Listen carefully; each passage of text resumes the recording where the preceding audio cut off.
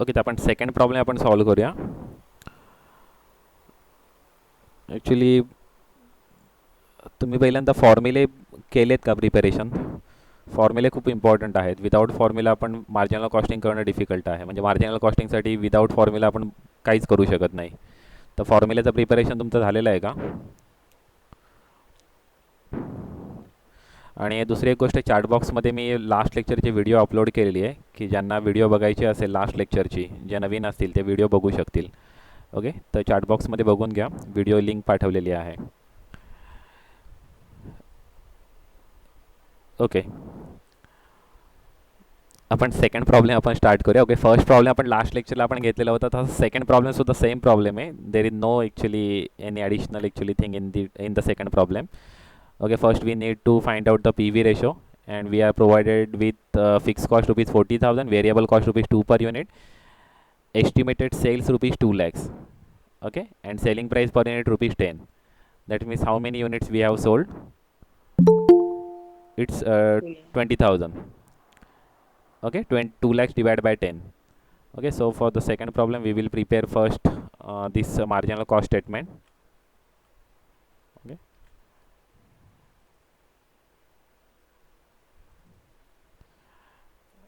and just now we have calculated number of units, that is 20,000. Okay, sales, estimated sales rupees 2 lakhs.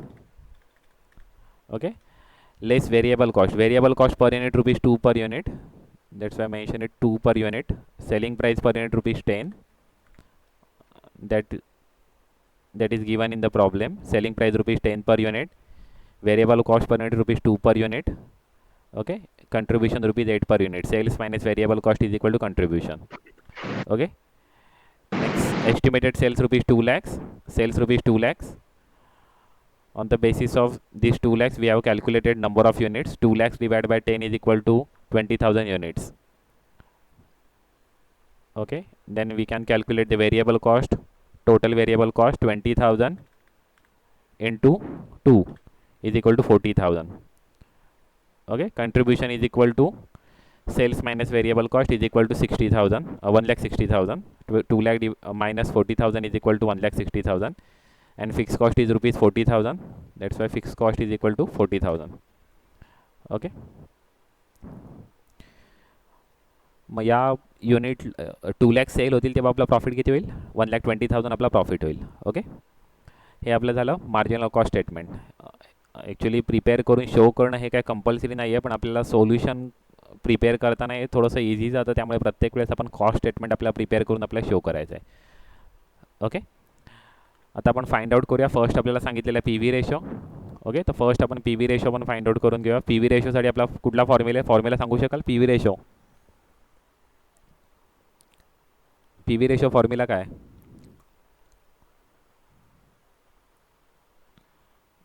नाही तर तुमचं पण तसंच नाही ना, फक्त चालू करायचं मीटिंग आणि कुठेतरी निघून जायचं असं नाही आहे ना?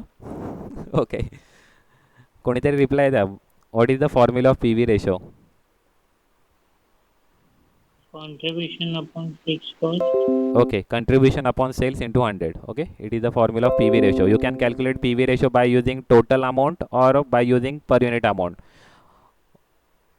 तुम्ही कुठलीही मेथड यूज करा. पर युनिट यूज केला तरी सुद्धा सेम आन्सर येईल, आणि कधी टोटल यूज केला तरी सेम आन्सर येईल. आपण कंट्रीब्युशन ऑलरेडी फाइंड आउट केलेलं आहे. Contribution rupees 8 per unit and rupees 1,60,000 in total. Okay, कंट्रीब्युशनची टोटल अमाऊंट आहे 1,60,000 आणि पर युनिट अमाऊंट आहे 8 रुपीज. ते पुन्हा आपण फाइंड आउट नको करूया.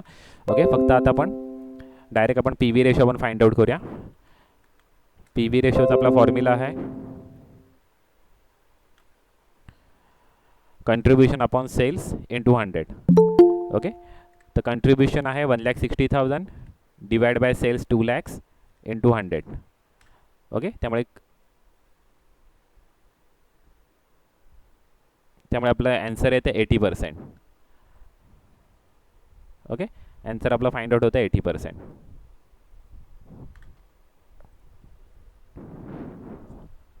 लास्ट लेक्चरलाच मी तुम्हाला सांगितलेलं होतं, कधी मेन्शन करताना आपल्या जी ॲन्सर आपण फाइंड आउट केलेला आहे ते ॲन्सर पर्सेंट आहे, रुपीज आहे, पर युनिट आहे का युनिट्स आहे ते आपल्याला मेन्शन करणं कंपल्सरी आहे.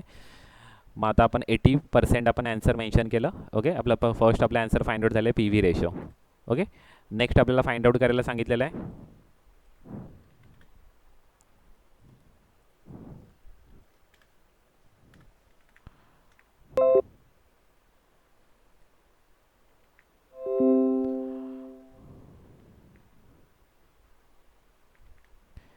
Break even point.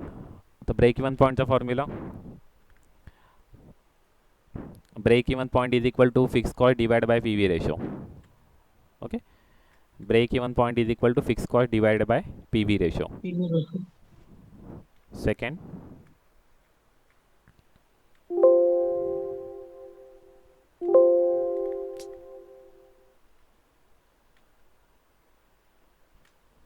ओके, तो फॉर्म्युल्यामध्ये आपण मेन्शन करा fix cost 40,000 divide by P V ratio 80 into 100. Okay, rupees 50,000. Okay, break even point म्हणजे आपण कधी 50,000 रुपीजचे आपण कधी सेल केले तर आपल्याला नो प्रॉफिट नो लॉस होईल. आता आपण हे break even point in rupees find out केलेलं आहे. आपल्या प्रॉब्लेममध्ये कुठलीच इन्फॉर्मेशन दिलेली नाही आहे. We have just mention that we have just given information that calculate the break even point. They have not mention that we need to calculate in rupees or in unit. So we will calculate in both the in rupees as well as in unit. Okay, तर आपण पहिल्यांदा आपण रुपीजमध्ये find out केलं, आपण युनिट्समध्ये सुद्धा find out करूया. What is the formula for calculation of BEP in units. काय फॉर्म्युला आहे BEP in units? Fix cost divide by contribution per unit. Okay, fix cost divide by contribution per unit.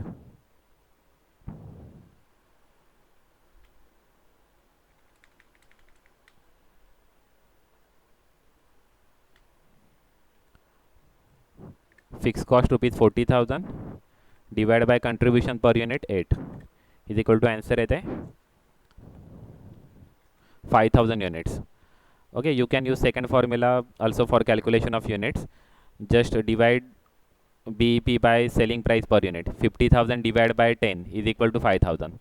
Okay, म्हणजे तुम्ही वेगवेगळे formula use करू शकता. BEP in unit is equal to fix cost divide by contribution per unit is equal to also 5,000 units, and you can calculate by this the other formula also, BEP in rupees divided by selling price per unit. Okay, तुम्ही हा सुद्धा formula use करू शकता, BEP divided by selling price per unit. Okay, next find out करायचा profit when sales are rupees 1,20,000.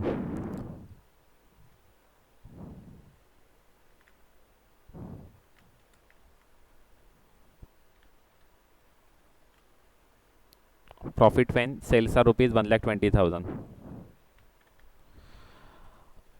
Okay, आता सांगू शकता कसं फाइंड आउट करता. फर्स्ट आपल्याला काय करायचं आहे, फर्स्ट आपल्याला कंट्रीब्यूशन फाइंड आउट करायचं आहे, and then we will find out the profit by using the formula contribution minus fixed cost is equal to profit. And for calculation of contribution we will use the formula contribution is equal to sales into PV ratio.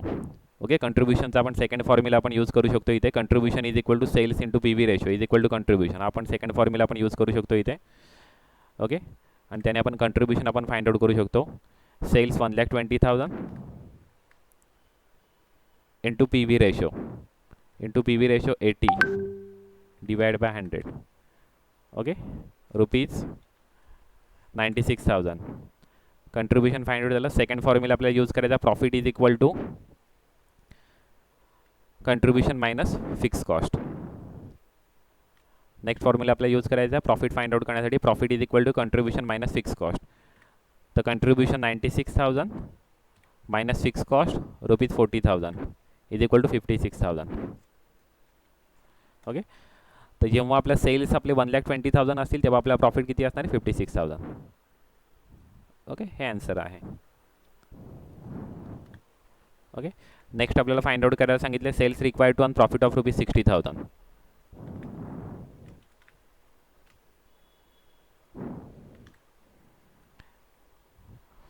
आपल्याला profit provide करायला केलेलं आहे, आपल्याला cells find out करायचं. आपण last लेक्चरमध्ये केलं same तीच सिच्युएशन आहे. आपल्याला प्रॉफिट आपल्याला प्रोव्हाइड केलं तर आपण दोन प्रकारे तुम्ही सॉल्व करू शकता. ओके, तुम्हाला ॲक्च्युली तुम्हाला फॉर्म्युला आपल्याला जो एक्सपेक्टेड प्रॉफिटचा आपल्याला फॉर्म्युला दिला तो आपण डायरेक्ट आपण मेन्शन करू शकतो इथे. एक्सपेक्टेड प्रॉफिट रिक्वायर्ड सेलचा formula, required sales is equal to fix cost plus expected profit. Okay, fix cost rupees 40,000 plus expected profit 60,000. Okay, divide by P V ratio 80%. Okay, त्यामुळे answer येईल fix cost plus expected profit divide by 80 into 100. Okay, answer येते 1,25,000.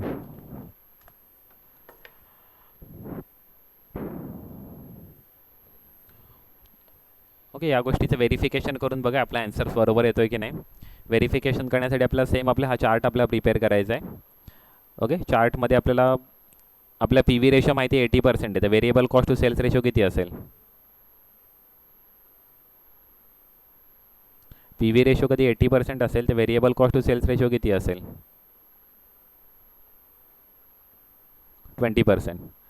Okay, कारण आपण एक last लेक्चरला आपण एक comparison आपण बघितलेलं variable cost to sales ratio आणि कंट्रीब्युशन टू सेल्स रेशो या दोघांची टोटल आपल्या सेल्स एवढी होणार आहे. म्हणजे 100% आपल्या कधी सेल्स असतील तर variable cost to sales ratio कधी 20% असेल तर पी व्ही रेशो आपला 80% असणार आहे. आपल्या इथे पी व्ही रेशो 80% माहिती आहे, त्यामुळे variable cost to sales ratio 20% असेल. ओके, तर ते यूज करून तुम्ही फाइंड आउट करून बघू शकता. सेल्स आपण फाइंड आउट केले 1,20,000, तर आपण हे 1,25,000 सेल्स आहे.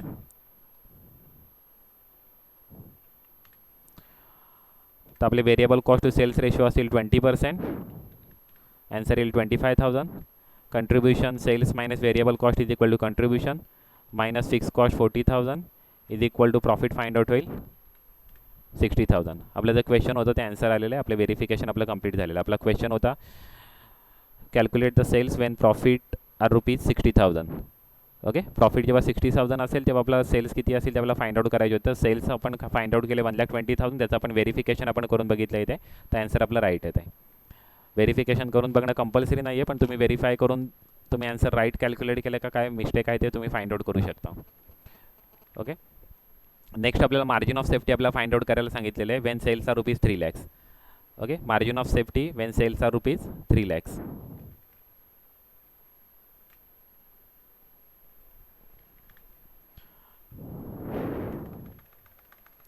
ओके, फॉर्म्युला काय? एम एसचा फॉर्म्युला, मार्जिन ऑफ सेफ्टीचा फॉर्म्युला, एम ओ एसचा फॉर्म्युला,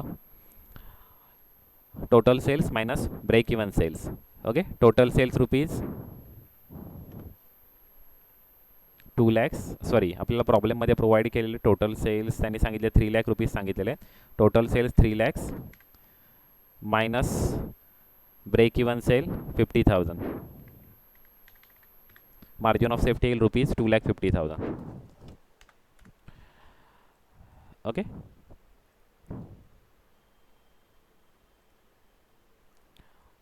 एकदम सिंपल आहे. ॲक्च्युली फॉर्म्युले फक्त माहिती असणं गरजेचं आहे. फॉर्म्युले ऑलरेडी तुम्ही कधी प्रिपेअर कधी केलेले असतील तर मला वाटत नाही याच्यामध्ये काही डिफिकल्टी येईल तुम्हाला. ओके, नेक्स्ट आपण तो चार्ट आपण सॉल्व करूया. हेच आपण एक्झाम्पल घेऊया आणि त्या चार्टने आपण आन्सर आपण फाइंड आउट करूया. इन्क्रीज डिक्रीज करून आपण आन्सर आपण फाइंड आउट करूया. ओके,